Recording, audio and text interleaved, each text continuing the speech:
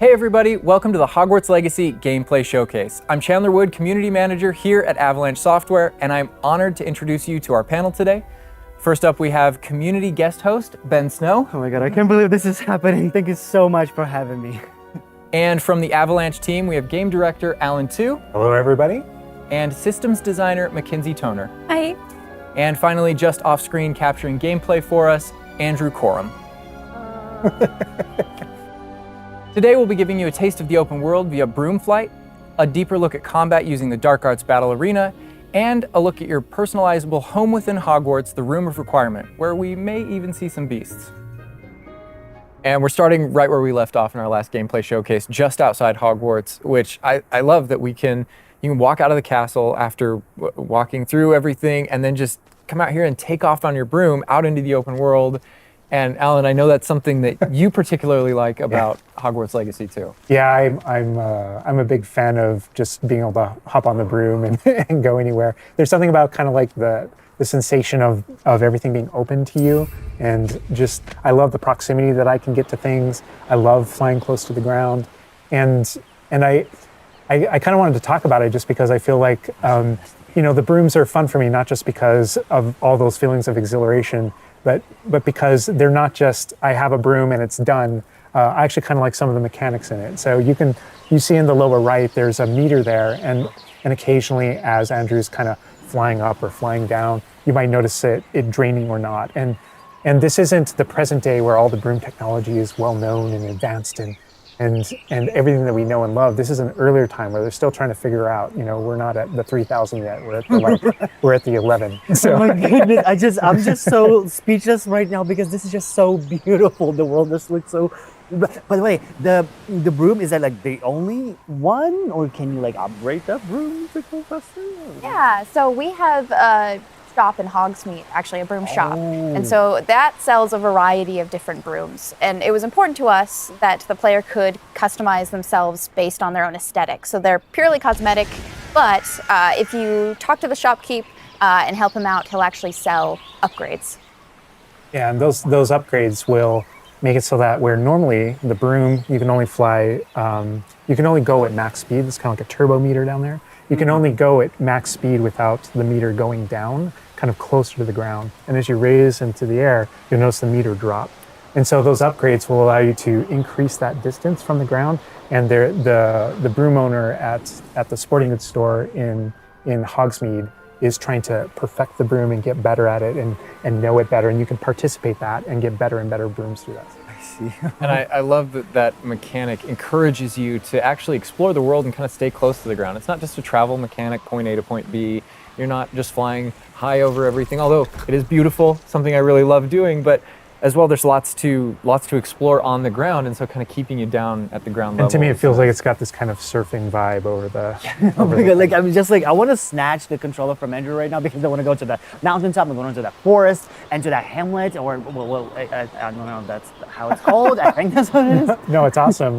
We're actually gonna land here, and I feel like that you call it a hamlet is just perfect, just because that's what we refer to it as, and so. We all know from lore that Hogsmeade is the only all-wizarding village within Britain, but we wanted other opportunities to kind of meet other characters out here and to kind of populate the landscape, so it's not just kind of, barren as you leave out this direction and that direction. And so we just imagine these different dwellings, these different smaller locations that wizards might live in out in the Scottish Highlands. And so it's those. And so we refer to those as hamlets, and they're opportunities to learn those wizard stories, how those different locations have kind of like learned to live, what their relationships are with characters at Hogsmeade and Hogwarts. And so they're both quest opportunities out here and a chance to kind of get to know more of the area, even beyond Hogwarts and Hogsmeade that we've already experienced. And you'll also notice on the mini-map, like lots of little icons, and each one of those represent gameplay in the hamlets that you can participate in, whether it's a vendor or different puzzles and challenges or different secrets that exist. Each one of those icons are different opportunities for gameplay. And you'll notice that same thing as we venture out into the open world as well. So when you go out into the open world and you see those icons, whether they're on the mini-map or on your map or off in the distance, those things are opportunities to say, like, I want to increase my inventory capacity. They're puzzles left behind by old wizards, that you can solve that actually grant you those. If you see ruins off in the distance and you visit them, you might find opportunities to actually expand and learn about your ancient magic. And as you kind of encounter different enemies dotted on the landscape, sometimes those characters, poachers or dark wizards, might be hoarding different magical resources that are valuable to you as you're playing the game. So each one has kind of like a way to connect to our gameplay loops and provide different opportunities that just kind of reward you for poking around them. I mean, I right away want to just cover all of those points on the map just by going over there. Well, we've flown on a broom already, but there is something that we haven't done so far, and that is getting on our flying mount. We're going to hop on our Onyx Hippogriff here. The Onyx Hippogriff is our pre-order bonus.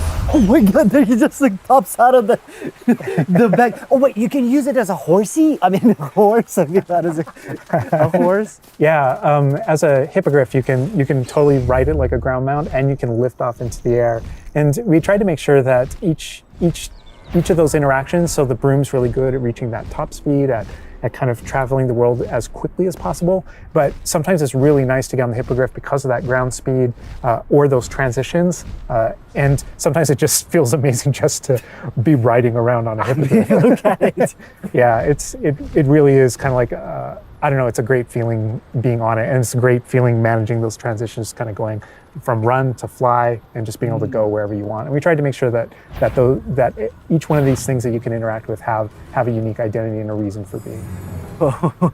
And oh my god, like I see like different like areas, like a swampy area. By the way, can you go to like entire map anywhere you go? There are regions that are like locked from you? Yeah, as soon as there's kind of a moment where the world kind of opens up to you outside of Hogwarts as a student, and right from that moment, early on in the game, you can go wherever you want. And so you might find more difficult challenges in different areas, and you'll see different spots as Andrew's moving around, like you mentioned, the swamp.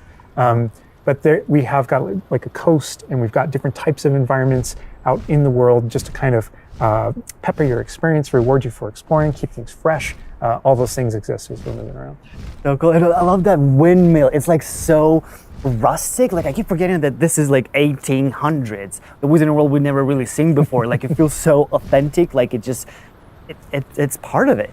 Yeah, I love this vista too, and I'm gonna have Andrew stop here. We're gonna use a bit of dev magic to change the seasons. Actually, I want you to see what this world looks like covered in snow. Yes, yes, yes, please. I love snow.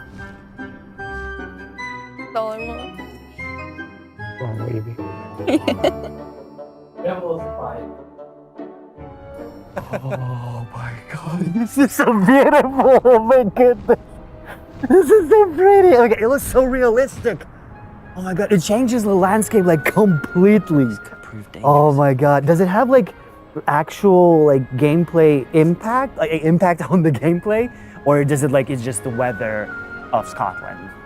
Yeah, we really use it as a narrative marker through the game. So as you're progressing through your main storyline, it was important for us to kind of like have those moments that kind of felt like when you're reading the books or watching the movies where, you'll see kind of like the title card, winter, and now the landscape has changed and you're really feeling that passage of time while you're a student, going through your year at Hogwarts. And I think we wanted to duplicate that. And for me, it's really fun that it's not just on the outside, which I agree, I think it looks really beautiful, but within the school as well. So there are moments like when it reaches certain holidays or things like that, where Hogsmeade reacts to holidays and the school reacts to holidays, and you see the decorations around those environments change. That really helped just kind of make me feel like I'm there. Right. Yeah. And it's not just for the seasons, those kind of vibe things. Like we have a day-night cycle, and that day-night cycle, even though similarly, like it's largely about vibe, when you go into Hogsmeade in the evening, there's less characters there. Around the school, you'll notice it kind of dies down and quiets down just when there's candlelight and students kind of like as you're walking through the halls. But in that day-night cycle is where we've kind of placed a few items where, whether or not you can collect them or whether or not you can interact with them that are a little bit restricted by the day-night cycle. And I love Andrew's flying up here, really high up on the hippogriff. And we're just looking at this view of Hogwarts in the distance. It's just absolutely beautiful. It's part of what I love most about flying around in this game, whether it's on a hippogriff or on the broom. No, I mean, you talk about going anywhere and things that you can see in the distance, and that's one of I still can't get over, like, no matter, I played this so much, but I still can't get over the fact that I can see Hogwarts out there, and there's just something beautiful about knowing that all of the things inside of it, the classrooms, the students, the professors, all the places I can go, I can just fly my hippogriff, land in the courtyard, enter the front doors, and just walk, to the library, to class, or to greenhouse, or to my common room, that it's all contiguous and just kind of like one space is still exciting to me after all this I mean, time. I'm just I'm speechless right now. It's just absolutely beautiful. It's just, oh my God. As much as we want to spend a lot more time out here just flying around, experiencing the world, I think this is a great opportunity to switch over to combat. And last time we gave you kind of an intro to combat. This time we're going to really go a lot more of a deep dive on using the Dark Arts Battle Arena, which is part of our deluxe edition. All right, Andrew's got us in the Forbidden Forest, which is where the Dark Arts Battle Arena is. Which is part of the Deluxe and Digital Deluxe Edition. I love the way that the Dark Arts Battle Arena is actually part of the world. It's integrated into the world, so your experience is more immersive than just choosing an option from the main menu of the game or something like that. Reason to go to the Forbidden Forest. Exactly. There are many reasons to go to the Forbidden Forest, but he's also wearing the Dark Arts cosmetic set, and here he's pulling out the Thestral, which is part of that Dark Arts pack from the Deluxe and Digital Deluxe Edition. So we're going full Dark Arts here. That's good. That's what I doing. But I like this this battle arena. It is a great place to show off really combat in a big way because it unlocks some interesting abilities for you and allows you to really play around with combat in a deep way. And is this like the only arena like this in the game where you can like practice? And So in the base game we have 2 combat arenas normally, and so everyone has access to those. And each of the combat arenas are an opportunity to kind of just go through a difficult combat challenge, fight through multiple waves in order to earn a different cosmetic for your character and add that to your collection. In the case of that's no different than the Dark Arts Battle Arena. That's also true, the combat arena.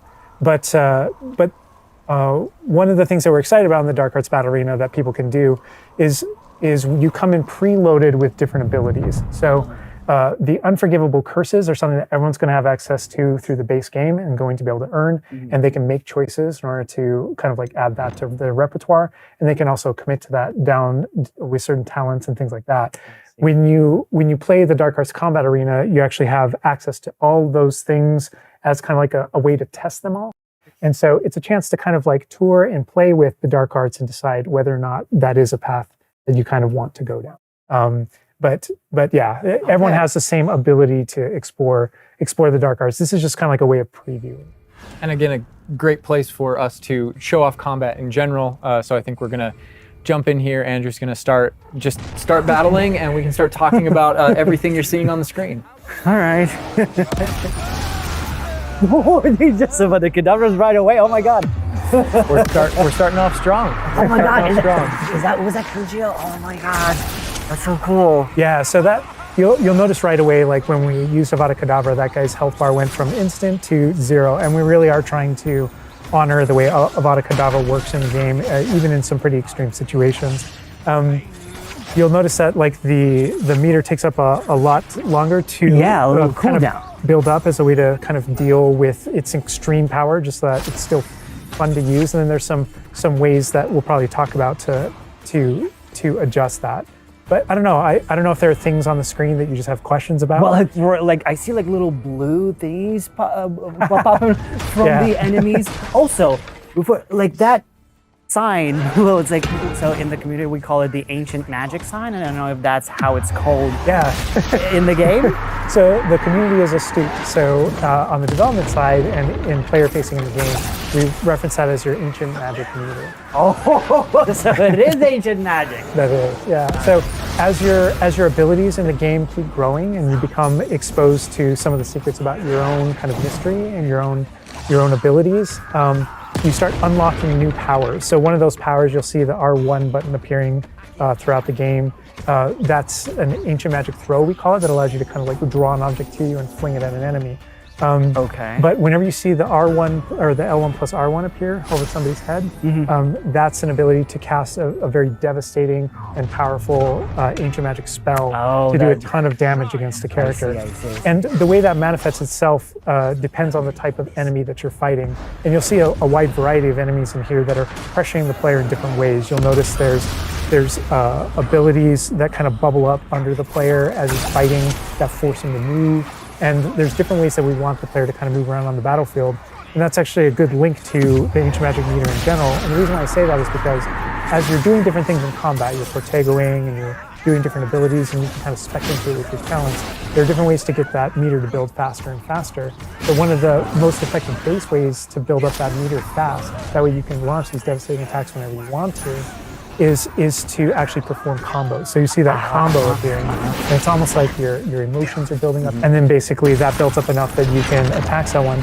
But as the combo meter builds up, at some point you strike someone and a piece of their magic kind of falls out of them. You'll see these blue orbs in the game world, and there's something that only you can see in the narrative, in the world. And it's another reason to move around on the battlefield. If you can go up and collect those things and suck them in, they give big jumps to that ancient magic meter as we're playing.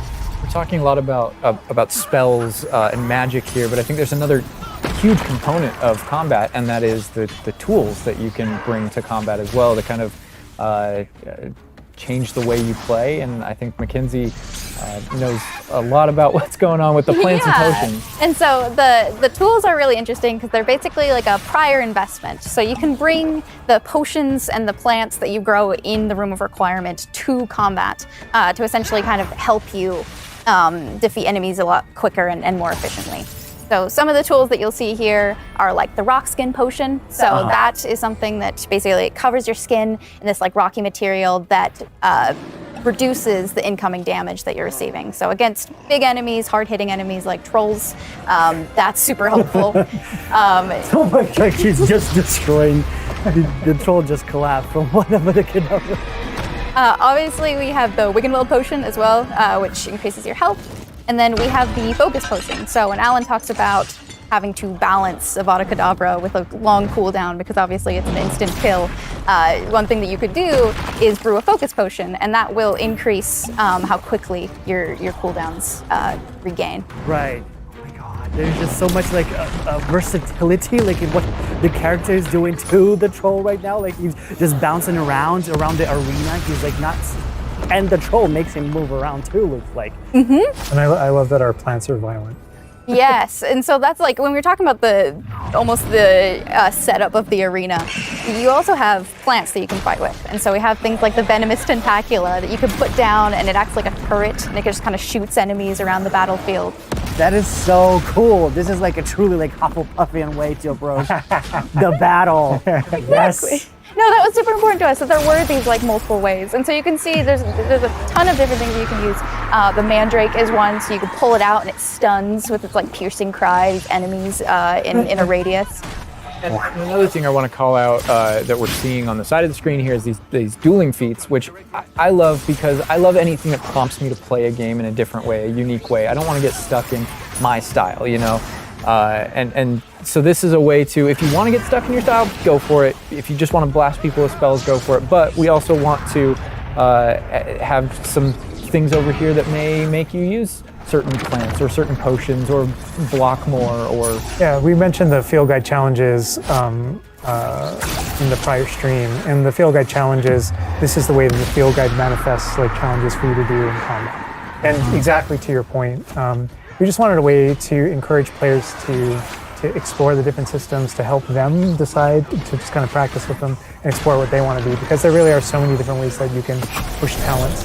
When you see the green X's on characters, that's right. And that's kind of through your talents you can unlock this kind of cursing mechanic that sort of like links the fates of these different characters on the battlefield. That way, as you get as you're cursing different characters, they all begin sharing damage, and so. We have things like Avada Kedavra, which is the insta-kill, but if you curse everyone before you insta-kill this one guy, they can all drop dead for that kind of ultimate Voldemort fantasy. And so Oh my god. there are dark arts fantasies. There's fantasies about being more of a defense against the dark arts characters, things like that misty step that you see occasionally being used on the battlefield.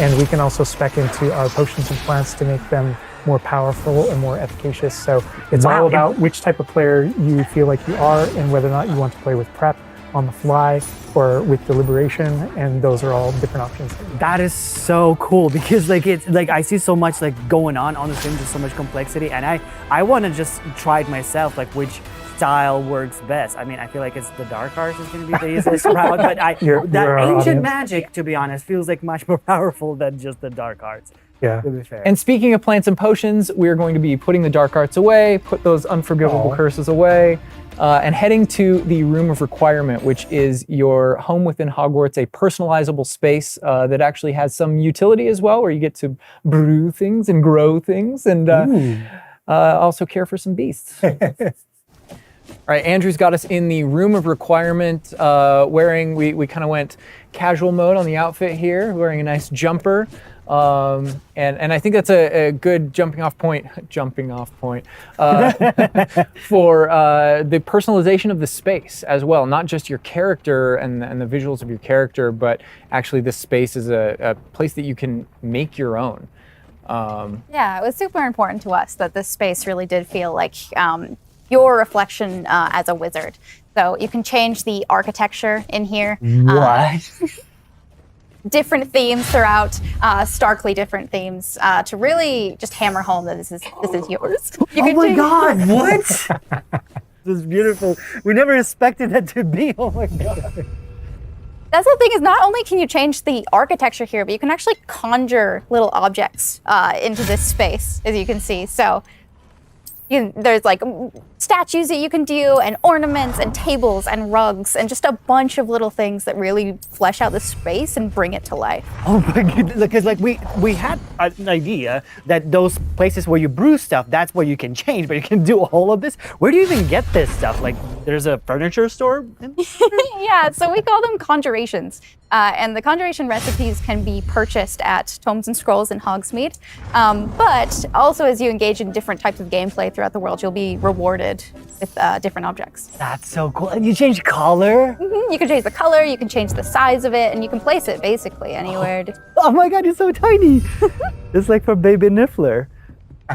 And I love how the system too is designed. It's not mechanical; it's immersive, and so you get the magical effect of conjuring it in, and you're actually doing this in the world as your character. But the way you've blended like that gameplay with the immersive design of personalizing the Oh my space. god, like, and I love the animation, how it like appears, you know, like it's not just like there, it's like it almost like it apparates. It is really quite beautiful, and that was the thing, is we wanted that to look really nice because the magic in the wizarding world is everywhere. It's physical, it's kinetic, and it's whimsical. And we really wanted to nail that whimsy in this space. Another thing that I wanted to discuss is that not only can you like conjure things and you can change their look, but you can do that with the utility objects as well. So you can see that we have planting pots and potion stations, and you can change the look of those as well. And these are the areas where, as we had mentioned previously, you'll be growing your plants, you'll be brewing your potions. Right. So while you're also doing these like kind of nurturing based activities, this is also the space where you would bring your gear to be identified and gear to have like rates put on it, which I believe Alan can talk to. Oh. Yeah, we keep bringing up appearance and how it looks, and on a, like in the game you can look like anything you want to whenever you want to. But the player will be finding different types of gear, that we call it, as you progress through the game. And essentially, we just know that clothes and different items in the wizarding world can have different magical properties. And as you explore and as you adventure and as you defeat enemies, you're going to be finding different pieces of gear that have different abilities, and that can help you in your journey and are a major part of you kind of growing as a wizard and advancing as a wizard. And so There's a huge list. and not all the time, whenever you get a new piece of gear, you don't necessarily know exactly what it does. And so there is a station inside of the room of requirement that you can conjure. It's one of the first things you conjure, called an identification station, where you can actually bring that gear that you're uncertain about and learn what its abilities are. Right, yeah, that's so cool. And then as the space advances even further, and the space will eventually grow its own rooms, and you're going to get new recipes, like Mackenzie's talking about, all these different things keep expanding. And as it expands, eventually you're going to earn what we see here, which is called a loom. And when you set up a loom, it's an ability to essentially customize exactly which magical properties are on your gear and take any piece of gear and adjust its properties and to tweak what it does. And I mentioned earlier that you can make anything look like anything. The collection of appearances, we call it, or cosmetics, we've been referring to it in this stream. Those types of things you can use, and you can apply a look to any other look. So if you get a piece of gear, you put it on, you look like that, but you can change it to look like whatever you want. That's so cool. And like you can just put some ability to this sweater, but then you can just swap that ability. Yep, and appearances you can edit whenever you want in the gear screen. The loom is specifically about applying traits and applying larger upgrades that just kind of grant you greater statistical advantage or give you really specific abilities that blend in nicely with where you're trying to go with your combat fantasy or talents and things like that. Interesting. I'm just seeing that they're just like pumpkin fur, mooncalf fur. Where does that come from? Yeah, and so you'll notice that the ingredients that are used to add traits and to upgrade your gear are based around beasts. So this is where we get into the beast care section, which is inside this vivario. Kind of bigger space on the inside idea. And so you can see here we have a couple of beasts out. We have a graphorn and a mooncalf and a niffler and a neasel as well. So quite a variety. Oh my God, he's just like a big puppy. They're so they're cuddling. Oh my God, they're together. Oh, that's so cute. They're adorable. And so part of beast care is petting them as well, but feeding them too. And so once you do those things, that's when they feel safe enough that they'll give you their magical ingredients. So mooncalf fur, niffler fur, etc. That can then be used in your gear. That is like so like intuitive because like you know that makes sense because when you touch the animals, you get some fur leftovers. That's so. Oh my God. Yeah, and we really want to hammer home the fact that this is like a home that you're making for them. So in the overland, you can find these beast dens and rescue these beasts. Part of doing so is brushing them and feeding them food as well, and to build that relationship with your beasts. In addition to be able to care for beasts, you can actually conjure things in this space as well. The house, the cottage. Yeah, right. And so we have like a lot of little ornaments in this area, and a lot of them are purely cosmetic, but they look really cool. Again, it's the personalization of this space. Oh my goodness, no, this is like, I'm gonna spend 8 hours just designing this whole area to personalize. This is like cool, it's like you have this little play area, like a personalized fish tank, so to say, just for the creatures. I love it. Yeah, no, totally. And there's like a decoration aspect, but there's also, we were saying inside as well, is there's a utility aspect to it too. So as you progress in the game and you're able to purchase more conjurations, you're able to speed up your process. So one of them, for example, is the food processor, which allows for the beast in the space to automatically get feed, so you don't have to do it manually. And so you're really building the progression for yourself here. In addition, there's also a toy box where you can play with your beasts. You'll see here, yeah. So you can, there's a bunch of toys in it, and each beast has their own favorite toy. So as you can imagine, the mooncalf really likes the moon ball, or the neasel, as like a little cat, really likes to chase the yarn ball as well. Right. And they're super cute. Oh my God. Watching them, it's so cute. And the big thing we really wanted to hammer home is that the world is a dangerous place. And so by going and rescuing these beasts and bringing them back here and caring for them, you're really helping them out. There's poachers in the overland who hunt these beasts for their material. So instead, you're caring for them. You're giving them a home. Right. Oh my God, this graphorn is just gigantic. But he looks like my dog. He looks like my dog right now for sure. You could actually name them as well. So like your dog. So getting back into that personalization, you know, yeah, we didn't want you to just like throw in, oh, here's a Graphorn in here. Like, this can be named whatever Andrew's about to name them. Bruce. It's a good name. You know, we've created this really nice space, and you can get additional vivariums, correct? To different kind of aesthetics and looks to where you're keeping your beasts and caring for them.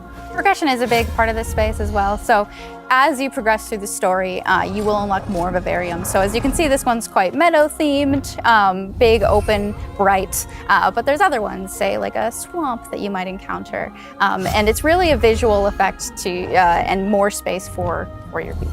Oh, so it's like those, so when we're inside the room requirement, there's like on the left, there's that moon glow from one entrance and then some shrubbery going on in the right. Is that what you're talking about? Yep, that's exactly it. Ah, oh, you put trees in here too. Oh my goodness. And another thing with the beast care that I think is great, you know, tying back to this same kind of thing that you did with like the broom, where the broom is not just a method of travel, it's actually built in and integrated into the world. In the same way, like beast care isn't just this added element. You're not just throwing it on top. There's really this like narrative and integration to everything connects. So as you progress through the missions, you'll expand this space. As you earn resources, you'll go into Hogsmeade and use them to unlock the gameplay here and unlock new conjurations and different things to play around with. In the open world, it's in those different environments, like the different combat and conflicts and bandit camps and different things like that exist in the overland. Those things are what hold recipes that exist in the loom. So all these things have a way of connecting. Moonstone that you find out in the world is the resource that we use to conjure everything that's found throughout the world. Forageables are used for recipes. So really everything's like a cycle and keeps you coming back. But even with the story that's being told too, I think people know who Poppy is and that she has a particular affinity for beasts. Yeah, I mean, I think everything we're seeing here, you know, you're going to be venturing out into the world, and this is just kind of the tip of the iceberg, even of kind of like your interactions with beasts in that narrative. So, you know, you bringing up Poppy, there are more kind of mysteries to discover and things to discover out in the world that have to do with her and that have to do with caring for beasts. And so different characters have their own stuff that just kind of make this all just kind of like the beginning of your journey. Well, we could spend hours in here, but we're gonna have to end the stream now. What do you think about what you've seen today? I mean, I'm just so blown away by how beautiful it looks. The open world seems so detailed and there's so many things to do, and like the combat, we're gonna spend like 2 weeks or more just breaking it down by pieces. There's just so much to this world. Like, I'm so happy you guys did this overall gameplay. And that's just the tip of the iceberg. We've got more for you to discover and find on your own. Thank you so much for being here. Thank you for watching. Hogwarts Legacy is available for pre-order now. It releases February 10th with 72-hour early access for owners of the Collector's, Deluxe, and Digital Deluxe Edition. We're gonna wrap things up, but first we've got a little surprise for you. Bye.